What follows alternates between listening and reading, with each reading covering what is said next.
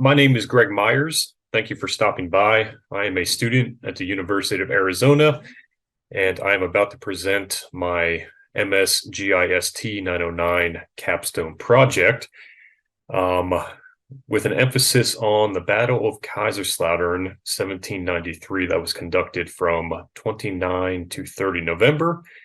And the official title of my research paper in this presentation to support it is GIS Battlefield Analysis, Digitizing and Validating Eyewitness Accounts of the 1793 Battle of Kaiserslautern, Germany. Before I proceed too far, my research and my presentation was essentially the art of digital storytelling, where I was able to take two pieces of literature, both serving as eyewitness documents, and basically bring them to life using a GIS. So the basic flow of this presentation, a short introduction. I'll discuss the objectives, sort of set the scene. I'll take us back in time 230 years before today. Show you how Prussia appeared in France. Then we'll move on to materials and methods. We will discuss some of the results. All results are present, but for the sake of 15 to 20 minutes, I will not discuss all results in great detail. And then I will end with a short discussion or conclusion portion. So, introduction. How was a Prussian army able to defeat the French army of the Moselle on a battlefield belonging to neither nation, and more importantly, over 500 kilometers from any significant support? So a unique geospatial analysis of the Battle of Kaiserslautern, fought between 28 and 30 November 1793, with an emphasis on digitizing eyewitness accounts, will shed light on why the French were defeated so close to their own borders. That final half sentence really serves as one of my objectives, understanding how the French were defeated so close to home. Other objectives include georeferencing an authentic 1793 battlefield of Kaiserslautern map, creating and analyzing least cost models, performing viewshed and line of sight analysis, and objective 4, validating eyewitness accounts, basically looking at my two pieces of literature, performing geospatial analysis, and deeming them factual and validating them through that methodology. The why for my research, sort of the motivation behind why I selected the 1793 Battle of Kaiserslautern. Wikipedia, as an example, this is what I find on Wikipedia. There's not a great deal of information.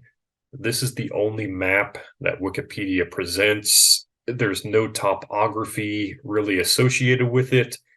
There are no force movements. I would struggle to go on a walk with my family or my dog and retrace any activity of the battle. Another example from historyofwar.org. Again, no maps. It does provide some details, but each day of action, each day of the battle is really just a 1 or 2 sentence summary. So that really doesn't suffice either. And in terms of being local in Kaiserslautern, this is the local Denkmal, or monument to the battle. And there is just a single sentence narrative on the brass placard that really, again, just is a very broad stroke of the sword and doesn't provide a great deal of information. Informative scene setter. Again, I felt it was very important to paint a picture of how things were in 1793. The French Revolution occurred or began in 1789. The Holy Roman Empire, once basically from the southern tip of Italy all the way up to the north of Germany, was about 13 years from dissolving, in a very weak state. And the Prussian Empire, although capitaled and basically birthed in Berlin, had more attention, more emphasis placed on the East in present-day Poland and Russia. However, with the Holy Roman Empire coming to an end, it began to try to scoop up these loose German city-states, if you will. And here in the pink polygon, we have present-day Kaiserslautern County and city. Of note, that polygon doesn't actually represent the study area. We'll get to that. Eyewitness accounts really serve as the cornerstone of this research. There were two pieces of literature. One is an 1847 publication by a gentleman named Rothenberg that serves as an encyclopedia of the majority of Prussian battles beginning in the year 1741 through 1815, basically culminating at Waterloo. What I received with this is basically a 2 or 3 page description of each battle, and then each battle also includes a battlefield map put together by eyewitnesses of the battle. Document number 2, slightly different, is a diary format published in the year 1795 that basically provides a day-by-day description of the army on the move throughout this military campaign between the rivers Rhine and the Saar. So both of these complement each other very nicely. The diary document itself filled in some gaps, if you will, that the broader stroke of the encyclopedia sometimes left out.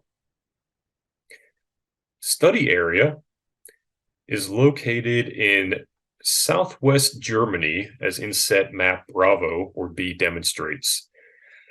The overall size was approximately 51.69 square kilometers. The major urban city or center is Kaiserslautern itself. The Lauter River basically runs southeast to northwest, catty corner. Peak elevation, 432 meters with a minimum elevation of 205 meters. And just as a reference point, Frankfurt, Germany is about 1 hour to the northeast. Methods and materials. 4 pieces of data made this research possible. First and foremost, the digital elevation model obtained from earthexplorer.usg.gov. Served as a basis that allowed slope, water, weight surface, all of these. The 1793 Battle of Kaiserslautern map, once I photographed it from my book, uploaded it into ArcGIS Pro, serves as data piece number 2. And once that was successfully uploaded and georeferenced, it enabled the creation of data points 3 and 4, water, which was manually digitized as found on the 1793 battlefield map.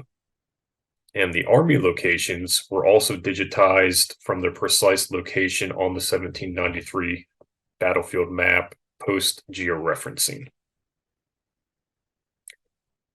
The basic methodology, or the workflow diagram, if you will, if this slide looks busy, it should. It was a little more intensive than just creating a few geoprocessing steps.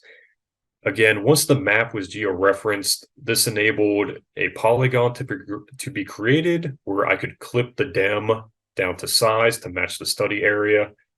Army positions were created, which then had add fields utilized to promote the ability to incorporate offset A and B.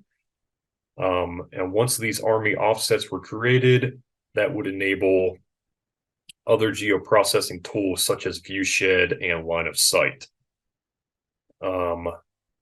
Again, slope and water, they were both reclassed to incorporate values of 1 through 10, which was then factored into the equation within a raster calculator to create the weighted surface, which was quite crucial for doing any kind of least cost modeling once it was fed into the cost distance tool. So very busy workflow, but again, really just 4 pieces of data that made all of this possible. Offsets that were routinely utilized. 1.65 meters was utilized quite often, as I found multiple documents that suggested this is basically an agreed upon eye level height of an average human. 2.5 meters represents an individual on horseback. 3 meters, basically an individual positioned on a redoubt or a hasty field fortification. and also 1 meter, often utilized as offset A and B as basically an acceptable height of a cannon muzzle, or also an acceptable height for a cannonball impact. Skirmish selection. Both pieces of literature very nicely complemented each other, and both suggested this was not a single large battle, but rather a series of about 6 smaller skirmishes. So this map, in a chronological sequence, 1 through 6, depicts the 6 skirmishes, where they are at, and sort of a research title given to each skirmish. And the table below provides a bit more description. And I do want to point out that each skirmish, I nestled in a crucial eyewitness account statement that served as the basis for a geospatial analysis of that skirmish, which we will get to in just a moment. Results. So I do actually want to recite this quote for you. This is from my diary document. The steepest mountains, the deepest gorges, the thickest forests, swamps, and streams were no obstacle to the enemy, but always the point at which he attacked. What this meant to me was there is some extremely diverse topography within the study area.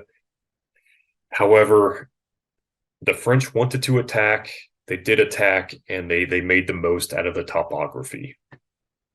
So, results of the georeferenced battlefield map.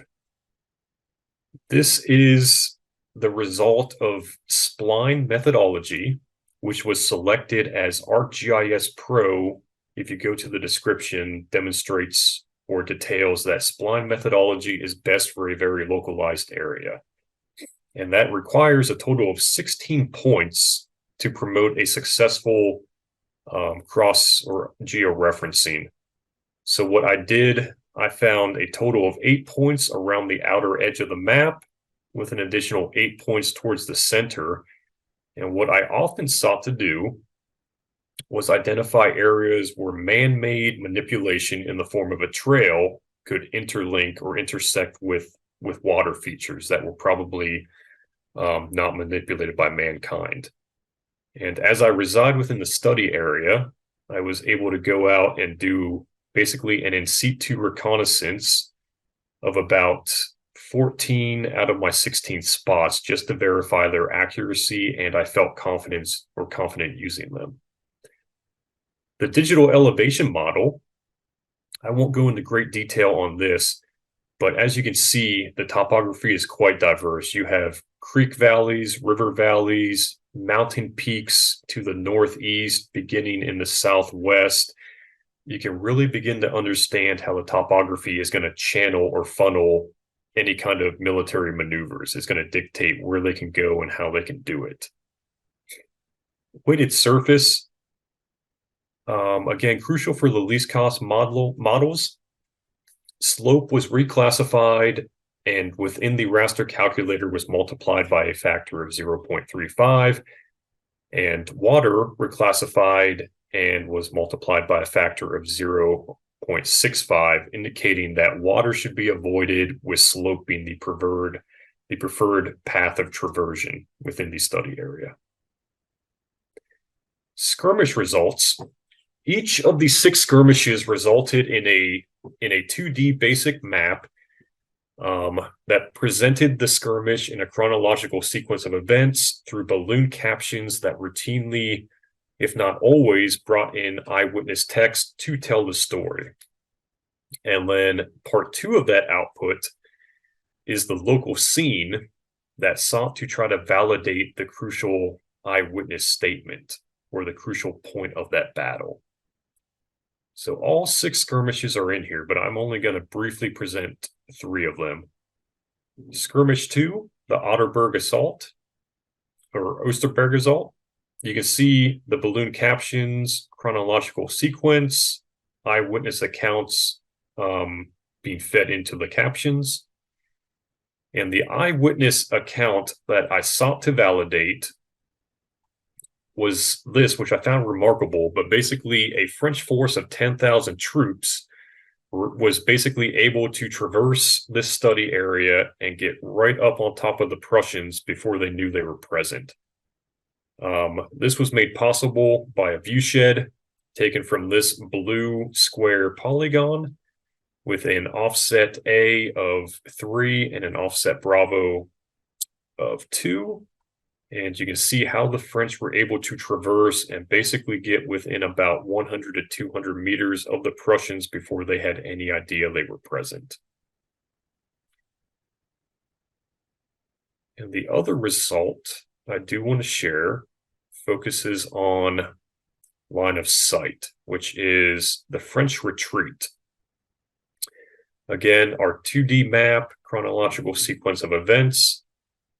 What I sought to validate was this statement here. Without this battery, this retreat never would have been possible because the Prussians would have given chase. So I created a total of 8 line of sights, basically encompassing a south to north movement, as if the Prussians were going to give chase. Green represents visibility or line of sight. Red represents there is something preventing line of sight. And what I found most intriguing with this result was I thought a local scene or a 3D map would really tell a story.